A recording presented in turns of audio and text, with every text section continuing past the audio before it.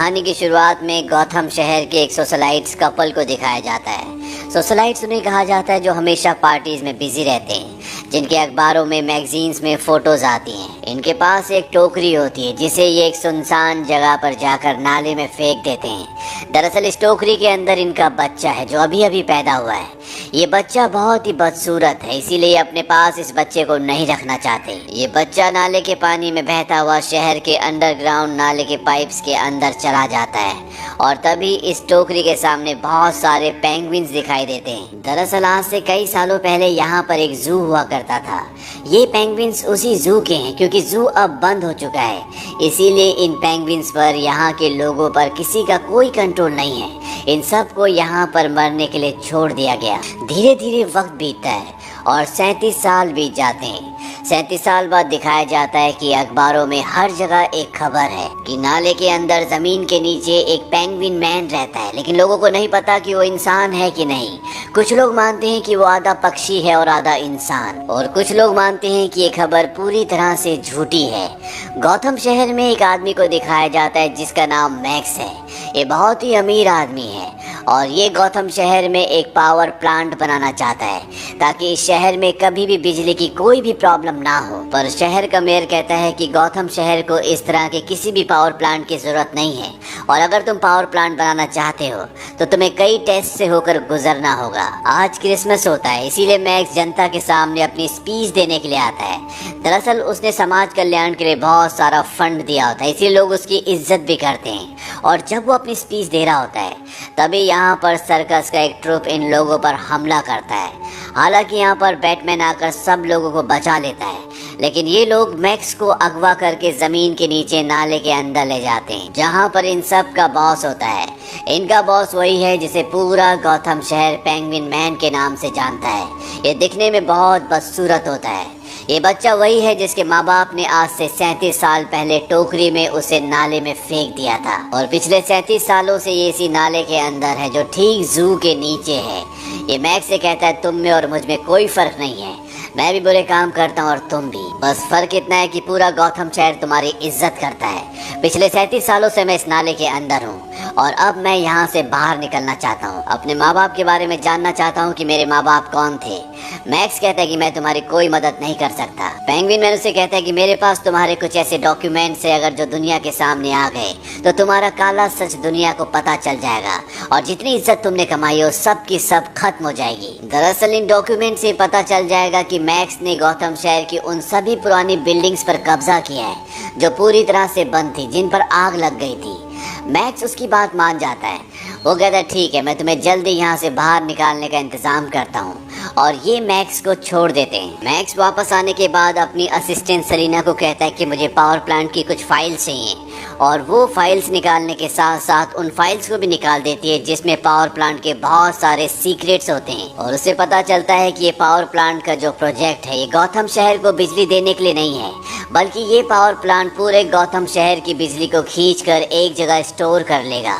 और जब मैक्स को पता चलता है कि सलीना को सब कुछ पता चल चुका है तो वो उसे मारने के लिए अपने ऑफिस की खिड़की से, जो बहुत ऊंचाई पर होती है, वहां से नीचे फेंक देता है। सलीना अब सड़क पर पड़ी है।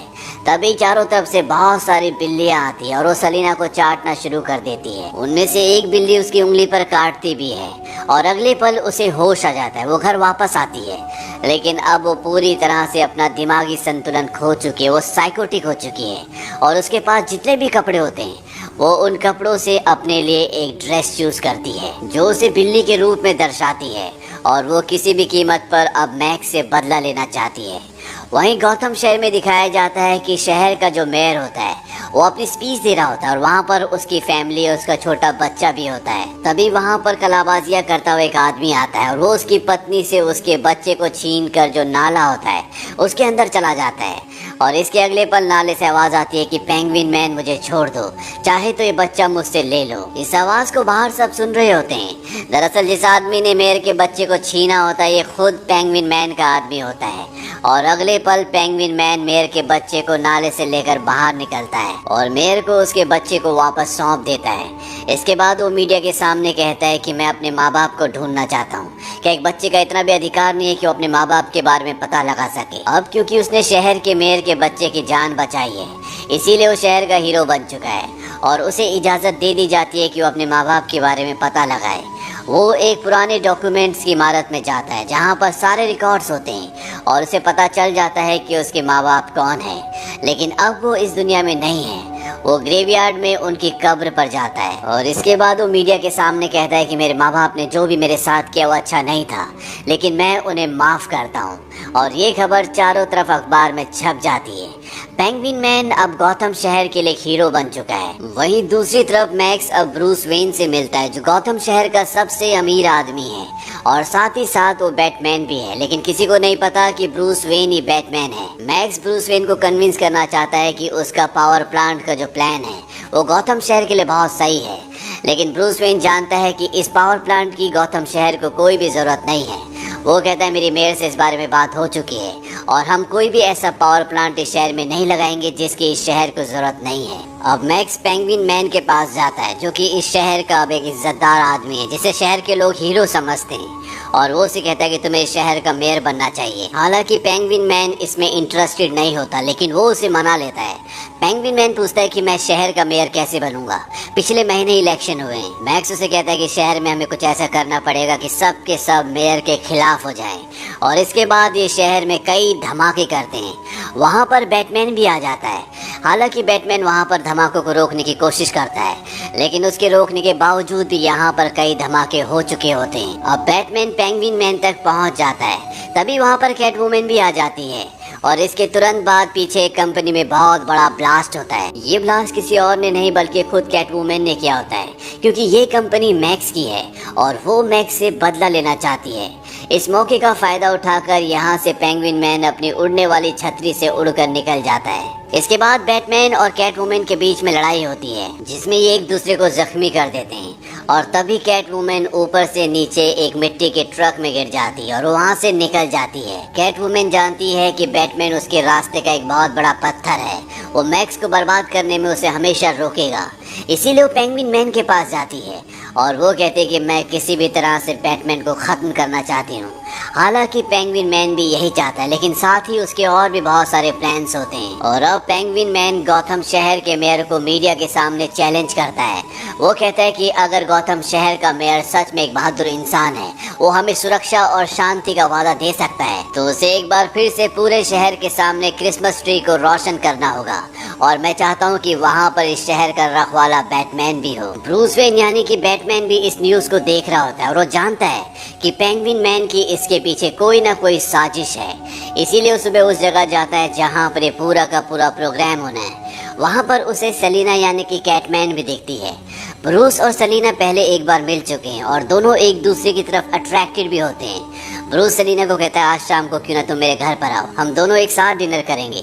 सेलिना कहती है कि आज रात को मुझे जाना है। ब्रूस कहता है कि मुझे भी रात को कहीं जाना है, इसीलिए हम 5 बजे मिलते हैं। और शाम को ये दोनों के दोनों मिलते हैं जहाँ पर ये एक दूसरे के बहुत क्लोज आ जाते हैं। इनके बीच में एक रोमांटिक रिलेशनशिप बन जाता है और जब ये एक दूसरे के साथ इंटीमेट हो रहे होते हैं तभी इन दोनों को एहसास होता है कि इन दोनों के शरीर में वो घाव हैं जो इन दोनों ने एक दूसरे को दिए हैं, और इसके तुरंत बाद ये एक दूसरे से अलग हो जाते हैं। पर इससे पहले कि कुछ बोल पाते कि टीवी पर न्यूज़ आती है कि आइस प्रिंसेस को बैटमैन ने अगवा कर लिया है।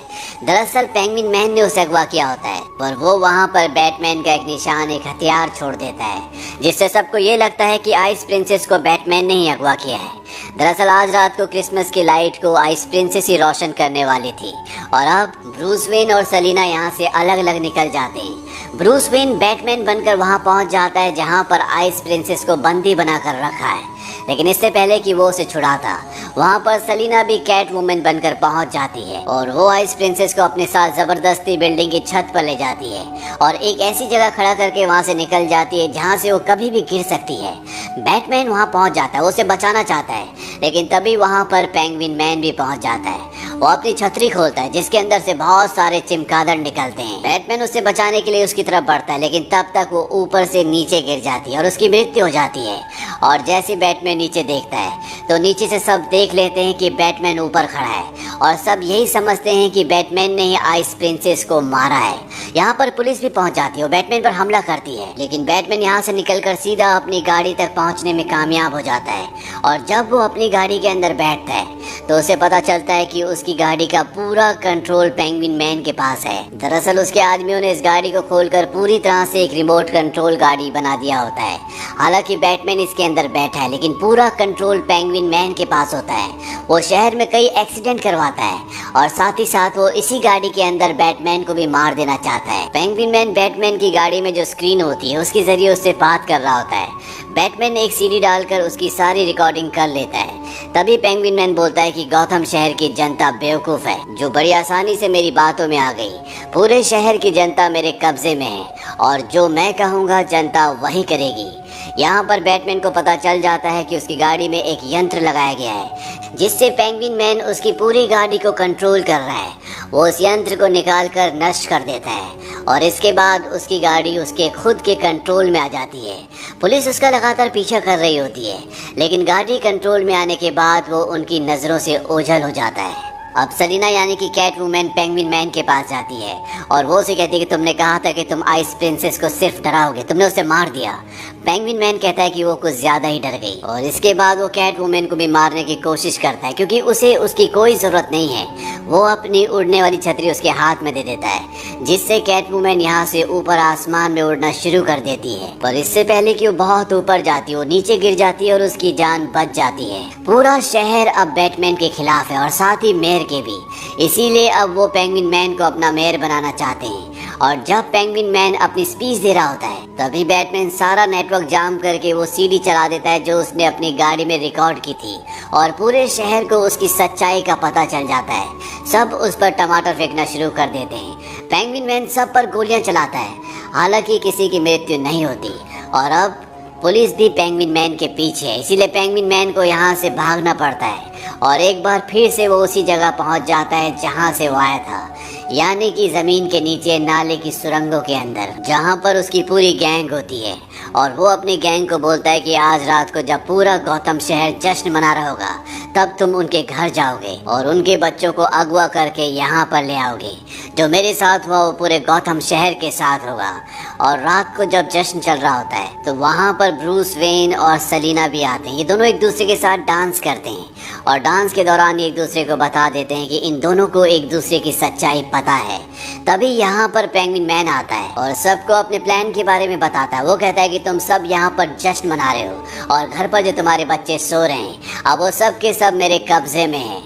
साथ ही साथ यहाँ से वो मैक्स को अपने साथ बंदी बना कर ले जाता है क्योंकि जिस वक्त वो स्पीच दे रहा था सबको पेंगुइन मैन की सच्चाई का पता चल गया था कि वो एक अच्छा इंसान नहीं है। उस वक्त मैक्स भी वहाँ पर था और वो उसका साथ छोड़कर चला गया था, जिस वजह से वो मैक्स से बदला लेना चाहता है। इसीलिए वो उसे जमीन के नीचे अपने अड्डे पर ले आता है और अब वो यहाँ पर गौतम शहर के नए पैदा हुए बच्चों का इंतजार कर रहा है जिन्हें उसके आदमी लेने के लिए गए हैं। लेकिन उसके आदमी लौट कर नहीं आते बल्कि उसका बंदर आता है जिसके हाथ में एक लेटर होता है और उस पर बैटमैन का निशान होता है। दरअसल बैटमैन को उसके इस इरादे के बारे में पहले से पता था, इसीलिए वो सब बच्चों को छुड़ा लेता है। पेंगुइन अपनी इस हार से पूरी तरह से बौखला जाता है। यहाँ पर पेंगुइन मैन के पास पेंगुइन्स की एक पूरी फौज भी होती है जिनकी पीठ पर एक एक मिसाइल लगी होती है और साथ ही साथ उनके सिर पर एक डिवाइस लगा होता है जिससे पेंगुइन्स को कंट्रोल करके कहीं भी भेजा जा सकता है। और अब वो उन सब पेंगुइन्स को जमीन के नीचे से जमीन के ऊपर गौतम शहर भेजता है। वो पूरे शहर को एक साथ खत्म कर देना चाहता है। ये सब के सब पेंगुइन्स शहर के बीचों बीच इकट्ठा हो जाते हैं और अब उल्टी गिनती होना शुरू हो जाती है। लेकिन इससे पहले कि यहाँ पर ब्लास्ट होता, ब्रूस वेन यानी कि बैटमैन का जो सबसे खास आदमी होता है जिसका नाम एल्फ्रेड है, वो इन पेंगुइन्स के सिग्नल्स को जैम कर देता है और इन सब को कमांड देता है कि सब के सब वापस चले जाए। पेंगुइन्स वापस जाना शुरू कर देते हैं और एक बार फिर से बैटमैन पेंगुइन मैन के इरादों को पूरी तरह से निश्तो नाबूद कर देता है। इसके बाद बैटमैन उस जगह पहुंच जाता है जहां पर पेंगुइन मैन है। पेंगुइन मैन अपनी छतरी से बैटमैन के ऊपर हमला करना शुरू कर देता है। बैटमैन के हाथ में रिमोट कंट्रोल होता है जिससे पेंगुइन्स को कंट्रोल किया जा सकता है। वो रिमोट कंट्रोल उसके हाथ से छूट जाता है। पेंगुइन मैन उसे उठा लेता है पर तभी बहुत सारे बैट्स पेंगुइन मैन मैन के ऊपर एक साथ हमला कर देते हैं और गलती से उससे बटन दब जाता है और पेंगुइन्स के ऊपर जितनी भी मिसाइल्स लगी होती है वो सब के सब जू के ऊपर जाकर ब्लास्ट हो जाती हैं और खुद भी पेंगुइन मैन नीचे जहरीले पानी में गिर जाता है। वहीं दूसरी तरफ दिखाया जाता है कि कैट वुमन यानी कि सेलिना मैक्स को मारने वाली होती है कि तभी वहाँ पर बैटमैन आ जाता है। वो उसे ऐसा करने से रोकता है, लेकिन कैट वुमन किसी भी कीमत पर मैक्स को मारना चाहती है और जब बैटमैन और कैट वुमन आपस में बातें कर रहे होते हैं तभी मैक्स को मौका मिल जाता है और वो अपनी गन निकाल कर एक गोली बैटमैन को और कई गोलियां सेलिना को मारता है, लेकिन सेलिना उस तक पहुंच जाती है। उसकी गोलियां खत्म हो चुकी होती है और अगले पल सेलिना के पास जो इलेक्ट्रिक डिवाइस होता है वो उससे मैक्स को मार देती है। वहाँ पर एक जोरदार ब्लास्ट होता है और जब बैटमैन वहाँ पर देखता है तो वहाँ पर सेलिना यानी कि कैट वुमन नहीं होती, लेकिन पेंगुइन मैन अभी भी जिंदा होता है। वो वापस आकर अपनी छतरी निकालता है। दरअसल ये उसका हथियार है, लेकिन इससे पहले कि वो ब्रूस पर यानी कि बैटमैन पर हमला करता उसकी खुद ब खुद मृत्यु हो जाती है, क्योंकि जिस पानी में वो गिरा था वो जहरीला पानी था। बैटमैन इसके बाद अपने आदमी एल्फ्रेड के साथ गाड़ी में घर जा रहा होता है, तभी उसे एक साया दिखता है और उसे लगता है कि ये साया सेलिना यानी कि कैट वुमन का है। और जब वो वहाँ पर जाता है तो वहाँ पर सेलिना की बिल्ली होती है। वो उस बिल्ली को उठाकर अपने साथ ले जाता है और अगले पल हमें कैट वुमन दिखाई जाती है जो अभी भी जिंदा होती है, यानी कि कई गोलियां लगने के बाद भी वो जिंदा है। और इसी के साथ ये कहानी यहीं पर खत्म हो जाती है। ये मूवी ईयर 1992 में रिलीज हुई थी। IMDb पर इसकी रेटिंग है 7। इस मूवी का बजट था 65 to 80 मिलियन डॉलर्स और बॉक्स ऑफिस पर इसने कमाई की थी 283 मिलियन डॉलर्स की। उम्मीद करते हैं कि ये कहानी आपको पसंद आई होगी।